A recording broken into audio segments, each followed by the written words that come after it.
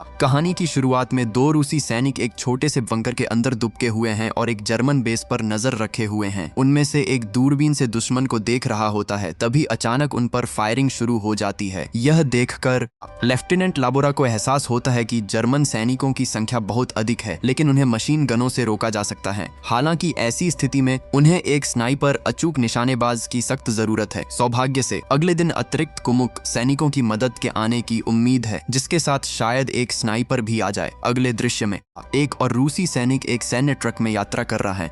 यहाँ हमारी मुलाकात साइबेरिया से आए चेरोन नाम के एक सैनिक से होती है। सैनिक आपस में बात कर रहे होती हैं। आवाज दूर एक धमाके की गूंज सुनाई देती है। आवाज सुनकर कुछ लोग घबरा जाते हैं, जबकि अन्य कहते हैं कि यह शायद उनकी अपनी सेना का ही हमला होते सकता है। लेकिन जल्द ही स्थिति इसके उलट साबित होती है। एक जर्मन विमान उनके ऊपर से उड़ता है और ट्रक पर अंधाधुंध गोलियां बरसाना शुरू कर देता है। कुछ ही पलों में कई सैनिक मारे जाते हैं और बाकी जान बचाने के लिए छिपने की जगह ढूंढने लगते हैं। इतने खुले मैदान में हवाई हमले से बचना लगभग असंभव सा लगता है। उसी क्षण चेरोन अपनी राइफल उठाता है और जर्मन विमान पर निशाना साधता है। वह एक बहुत ही सदा हुआ वार करता है और जल्द ही विमान आसमान से गायब हो जाता है। बाकी सभी सैनिक हैरान रह जाते हैं। जब हर कोई अपनी जान बचाने के लिए संघर्ष कर रहा था, तब चेरोन का साहस सबसे अलग चमक रहा था। इसके बाद लेफ्टिनेंट लाबोरा अपने कमांडिंग ऑफिसर के सामने युद्ध की रिपोर्ट पेश करते हैं। वह बताते हैं कि उनके ज्यादातर लोग जर्मन सेना के हाथों मारे जा रहे हैं। उन्हें तुरंत अतिरिक्त सैनिकों और सबसे जरूरी एक कुशल स्नाइपर की आवश्यकता है। अधिकारी जवाब देते हैं कि हर जगह सैनिकों की भारी कमी है, जिससे कुमुक की व्यवस्था करना लगभग असंभव है। ऐसे हालात में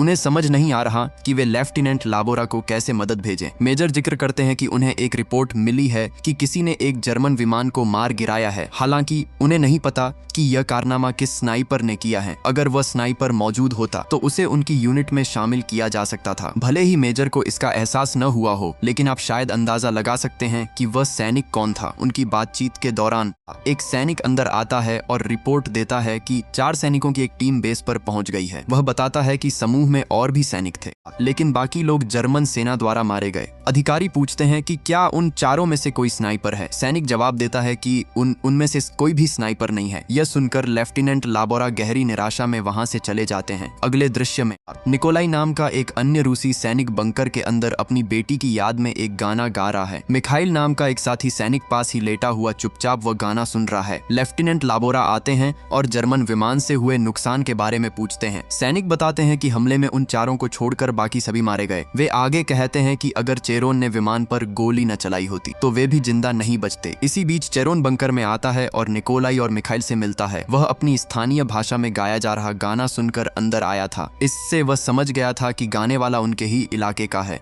इसीलिए वह उससे मिलना चाहता था। जब निकोलाई और मिखाइल बात कर रहे होते हैं, तभी अचानक एक सार्जेंट आता है और चेरोन को बुलाकर ले जाता है। चेरोन को सीधे लेफ्टिनेंट लाबोरा के पास ले जाया जाता है। लाबोरा आगे बढ़कर पूछते हैं कि चेरोन ने अपनी रिपोर्ट में विमान को मार गिराने का जिक्र क्यों नहीं किया। चेरोन बहुत सादगी से जवाब देता है कि उसने बस ऐसे ही एक गोली चला दी थी और उसे यह कोई बड़ी बात नहीं लगी। हालांकि लाबोरा उसे बताते हैं कि उसके सटीक निशाने ने विमान को नष्ट कर दिया, जो उनके लिए एक बहुत बड़ी उपलब्धि है। फिर वे उसकी निशानेबाजी का टेस्ट लेने का फैसला करते हैं। उनकी योजना बहुत ही सरल है। यदि चेरोन खुद को साबित कर देता है तो वे उसे टीम का स्नाइपर नियुक्त कर देंगे। लाबोरा उसके सामने 3 लक्ष्य लकड़ी के पुतले रखते हैं और उसे उन पर गोली चलाने का आदेश देते हैं। आदेश मिलते ही चेरोन गजब की सटीकता के साथ गोली चलाता है और लक्ष्यों के बिल्कुल सही ठिकानों पर वार करता है। यह देखकर लेफ्टिनेंट हैरान रह जाते हैं, क्योंकि वे ऐसे ही एक अचूक निशानेबाज की तलाश में थे। लाबोरा उससे कहते हैं कि वे चाहते हैं कि वह उनकी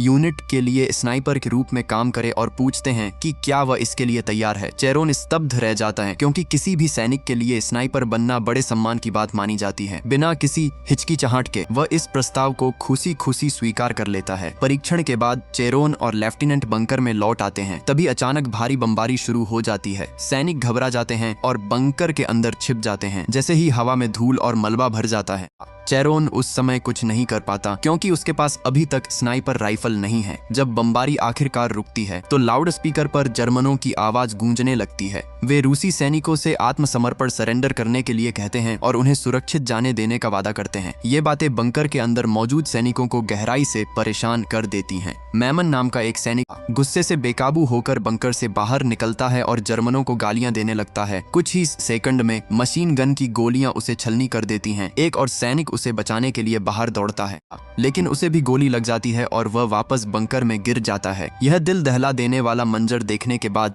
लेफ्टिनेंट लाबोरा चेरोन को एक स्नाइपर राइफल सौंपते हैं और उसे जर्मन मशीन गनर्स को खत्म करने का आदेश देते हैं। वे समझाते हैं कि एक मशीन गन को रीलोड करने में केवल 7 सेकंड का समय लगता है और चेरोन को अपना काम इसी छोटी सी मोहलत में पूरा करना होगा। स्थिति की गंभीरता को समझते हुए चेरोन अपनी पोजीशन लेता है और धैर्यपूर्वक इंतजार करता है। जैसे ही दुश्मन बंदूक रीलोड करने के लिए रुकता है, वह तेजी से उठता है और लगातार 3 गोलियां चलाता है। तीनों मशीन गनर ढेर हो जाते हैं। दूसरी तरफ से देख रहा जर्मन स्नाइपर उसकी सटीकता को देखकर दंग रह जाता है। उसने कभी सपने में भी नहीं सोचा था कि रूसियों के पास इतना कुशल स्नाइपर होगा। सिर्फ दुश्मन ही नहीं बल्कि लेफ्टिनेंट लाबोरा भी चेरोन के बेदाग निशाने से हैरान रह जाते हैं। वे गर्व से चेरोन की पीठ थपथपाते हैं और उसे अगले मिशन के लिए तैयार होने को कहते हैं।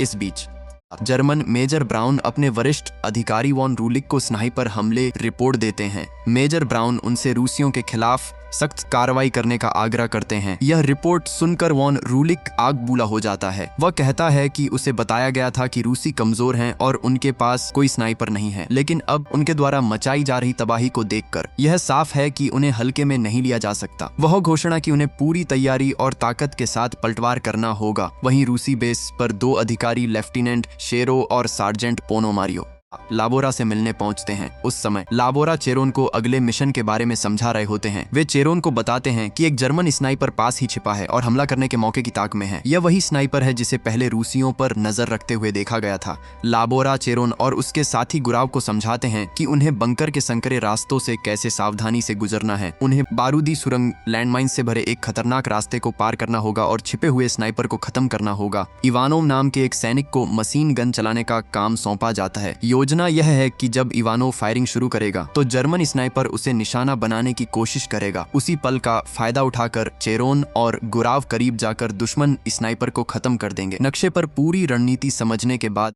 चेरोन और गुराव मिशन के लिए निकल पड़ते हैं। चेरोन के जाने के बाद लेफ्टिनेंट लाबोरा दोनों नए अधिकारियों के साथ एक अहम बैठक करते हैं। चर्चा के दौरान यह पता चलता है कि उन्हें हाई कमांड द्वारा भेजा गया है। उनकी खुफिया जानकारी के अनुसार चेरोन ने जिस विमान को मार गिराया था उसमें केवल 10 मिनट की उड़ान के लिए ईंधन बचा था। इसका मतलब साफ है कि वह अपना मिशन पूरा करने के तुरंत बाद उतरने की तैयारी कर रहा था। इससे यह संकेत मिलता है कि जर्मनों ने पास ही कहीं अपना एक सैन्य बेस स्थापित कर लिया है। वे वहां अंतिम और सबसे बड़ा हमला करने के लिए भारी हथियार जमा कर रहे होंगे। इसलिए रूसी सेना को उनके और अधिक ताकतवर होने से पहले ही उन्हें पीछे धकेलना होगा। लाबोरा इस बात से सहमत होते हैं और एक नई रणनीति बनाना शुरू कर देते हैं। मिशन पर जाने से ठीक पहले लेफ्टिनेंट लाबोरा चेरोन को अपने कमरे में बुलाते हैं और उसे अपनी एक घड़ी देते हैं। वह उसे इसे सुरक्षित रखने के लिए कहते हैं और प्यार से जताते हैं कि मिशन पूरा करने के बाद वह इसे वापस कर दे। उनके कहने का सीधा सा मतलब है कि दोनों सैनिकों को जिंदा वापस लौटना ही होगा। इस स्नेह भरे आदेश को समझते हुए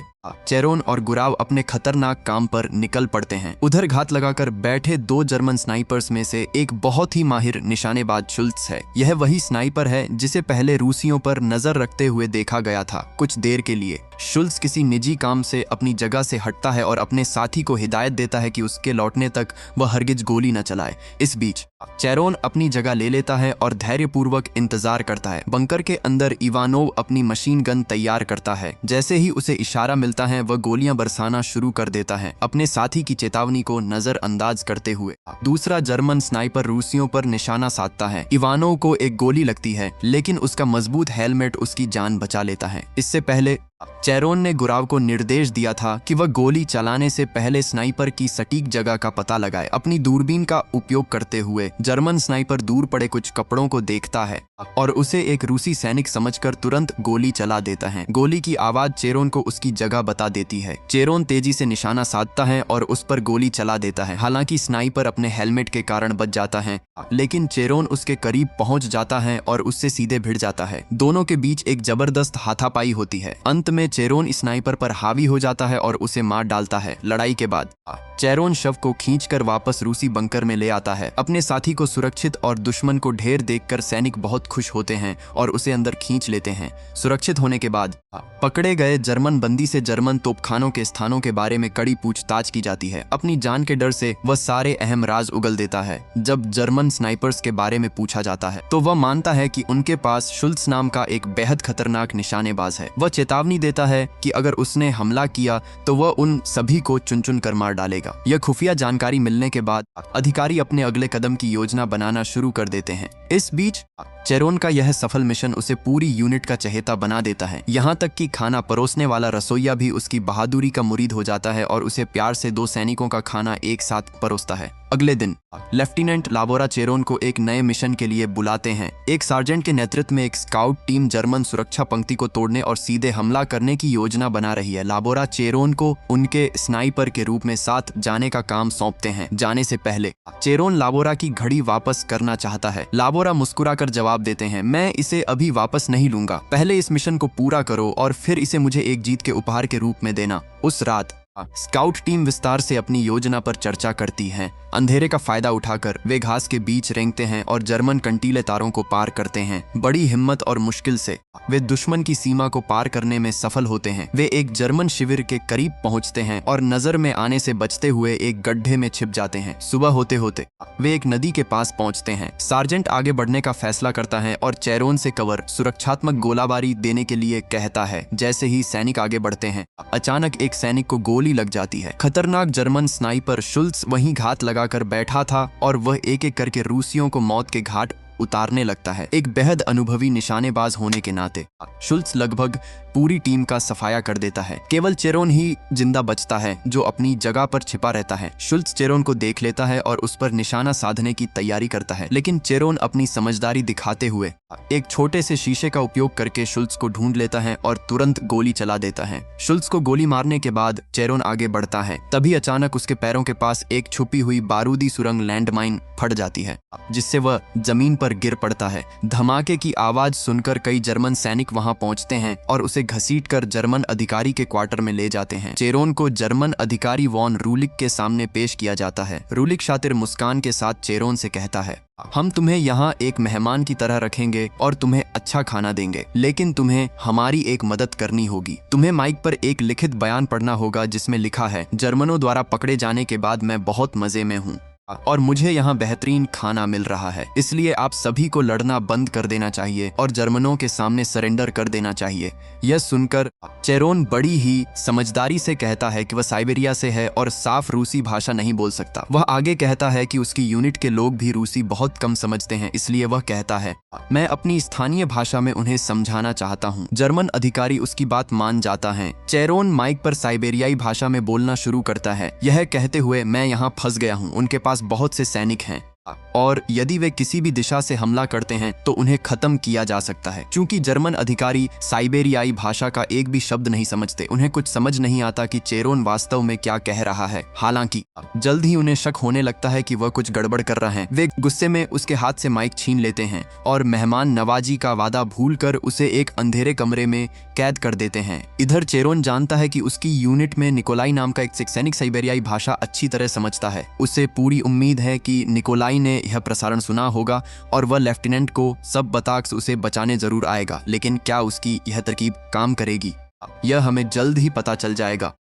इस बीच जर्मन स्नाइपर शुल्स अधिकारी रूलिक से मिलने आता है। वह रूलिक को चेतावनी देता है कि जिस रूसी को उन्होंने पकड़ा है वह कोई साधारण सैनिक नहीं बल्कि एक बहुत ही माहिर स्नाइपर है। वह बताता है कि चेरोन ने उनके कई आदमियों को मारा है और वह किसी भी अन्य स्नाइपर से कहीं ज्यादा खतरनाक है। शुल्स कहता है कि उसे जिंदा रखने का कोई मतलब नहीं है, उसे मार देना चाहिए। यह सुनकर अधिकारी रूलिक एक सैनिक को चेरोन को उसके पास लाने का आदेश देता है। जैसे ही सैनिक कैदखाने पहुंचता है, चेरोन मौका पाकर उसे चकमा देता है और भाग निकलता है। जैसे ही वह भागता है, सुबह होने लगती है। जर्मन सीमा के पास उसे एक पुरानी सी मोटरसाइकिल खड़ी मिलती है और वह उसे लेकर भागने की कोशिश करता है। हालांकि कुछ हथियारबंद लोग आ जाते हैं और उसे पकड़ लेते हैं। ये दरअसल वे यहूदी गुरिल्ला लड़ाके हैं जो जर्मनों से बचने के लिए सोवियत क्षेत्र में छिपे हुए हैं। जब उन्हें पता चलता है कि चेरोन एक रूसी सैनिक है तो वे उसकी मदद करने का फैसला करते हैं। चेरोन उन्हें बताता है कि उसे अपने बेस से संपर्क करने के लिए एक रेडियो की आवश्यकता है। वे तुरंत उसे रेडियो दे देते हैं। अपनी गजब की बुद्धि का प्रयोग करते हुए चेरोन रेडियो पर साइबेरियाई भाषा में एक मधुर गीत गाना शुरू करता है। वह ऐसा इसलिए करता है ताकि यदि जर्मन उनका रेडियो सिग्नल पकड़ भी लें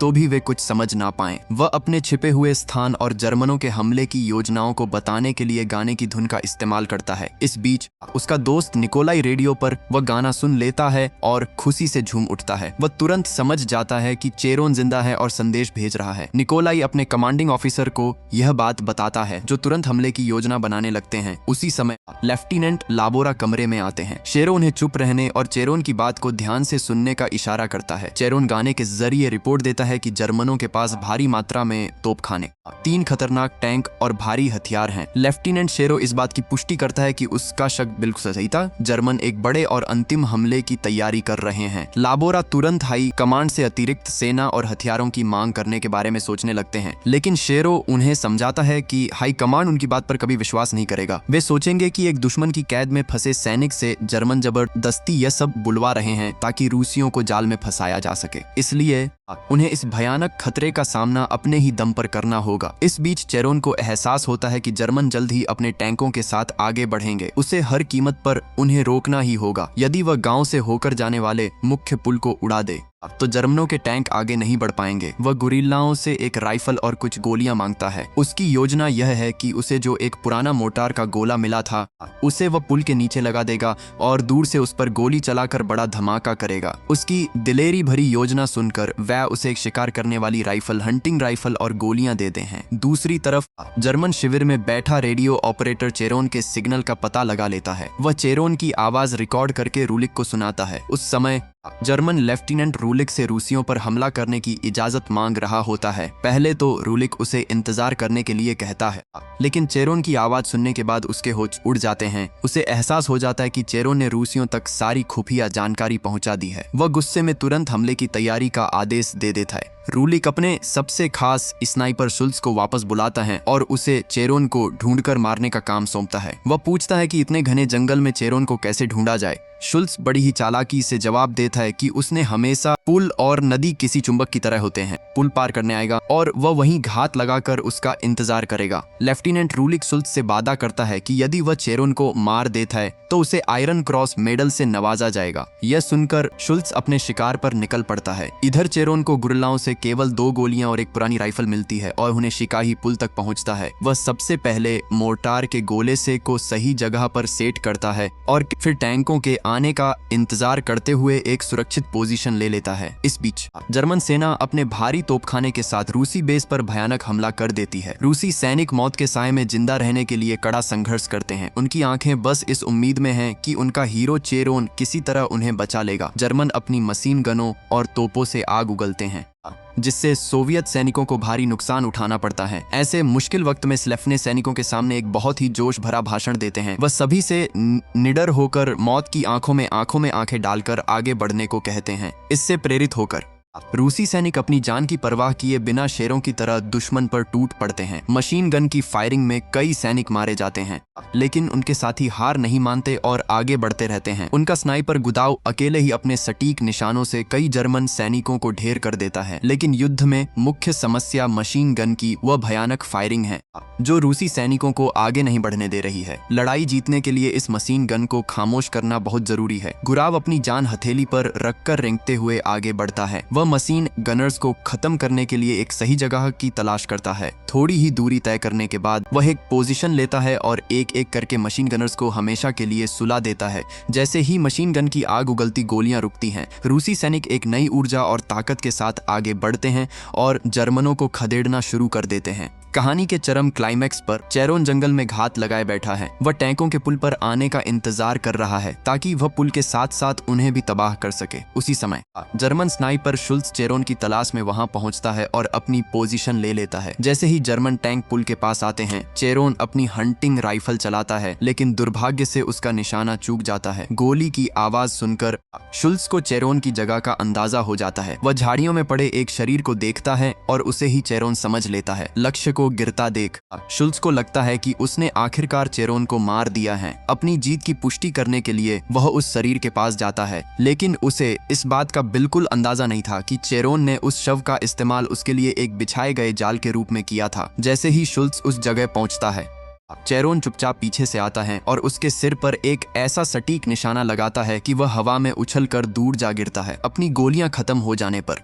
चेरोन फुर्ती से शुल्स की स्नाइपर राइफल उठा लेता है। जैसे ही भारी भरकम टैंक पुल के ठीक बीचों बीच पहुंचते हैं, वह बहुत ही सावधानी और एकाग्रता से निशाना लगाता है और मोटार शेल गोले पर गोली चला देता है। एक कान फोड़ देने वाला भयानक धमाका होता है जो पूरे पुल और मौजूद जर्मन टैंकों के परखच्चे उड़ा देता है। अब कोई भी टैंक रूसी बंकर तक नहीं पहुंच सकता था। अपने टैंकों को तबाह होते और रूसी सेना के जबरदस्त पलटवार को देखकर डरे हुए जर्मन सैनिक अपनी जान बचाने के लिए मैदान छोड़कर भाग खड़े होते हैं। रूसी सेना जर्मन बेस पर अपना कब्जा जमा लेती है और उनके घमंडी कमांडर रूलिक को बंदी बना लिया जाता है। इस ऐतिहासिक लड़ाई में जर्मनी को एक बहुत ही करारी हार का सामना करना पड़ता है। फिल्म के अंतिम और बहुत ही प्यारे दृश्य में हम अपने बहादुर स्नाइपर चेरोन को वापस अपने कैंप लौटते हुए देखते हैं। अभी सैनिक खुशी से झूम उठते हैं। सभी सैनिक खुशी से बहुत ही भव्य और गर्मजोशी से स्वागत करते हैं। इसी खुशी के साथ यह कहानी समाप्त हो जाती है।